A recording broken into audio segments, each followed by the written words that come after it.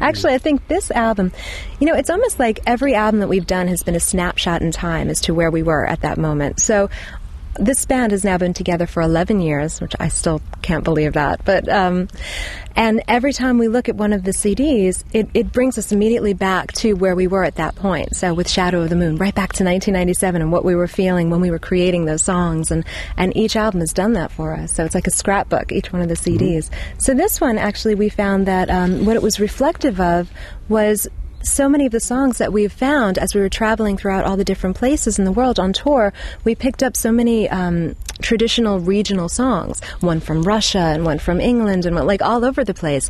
And Stella Splendens is on there, redone as Locked Within the Crystal Ball. So actually, I think this album has more traditional based melodies than any of the other albums that we've wound up doing. I think we've ripped more people off on this record than we've ever done before. That's a nice way of putting it. Yeah. There's a French traditional on there that we now call Gilded Cage. That came from the Gaias, des Gaias. Right. The English one is Peasant's Promise. That's right. And the Russian one is Toast to Tomorrow. Right. So there's a lot of different songs on there now, from all over the place. And a culmination, a veritable buffet, if you will, of... a smorgasbord. We actually did one tune by Elvis Presley, didn't we? Yeah? Yeah. That was very medieval. And some people really loved it, and other people said, why did you do that? But the fact is we can do anything within our context of our band. Everything is just fun, whether it's medieval, Renaissance, rock, folk, or, Elvis Presley stuff. It's all fair game.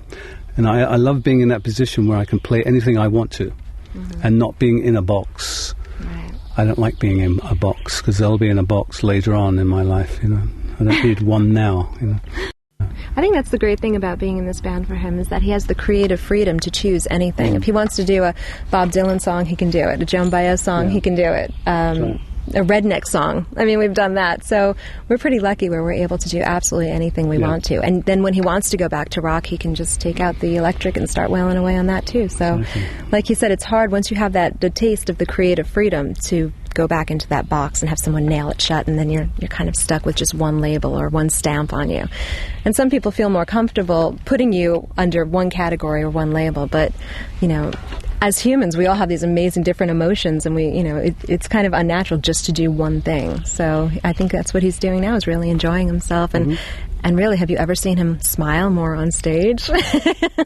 He was the man known for not smiling, and now all of a sudden he's smiling all the time. So it must be doing something good for him. Once a day. It's enough.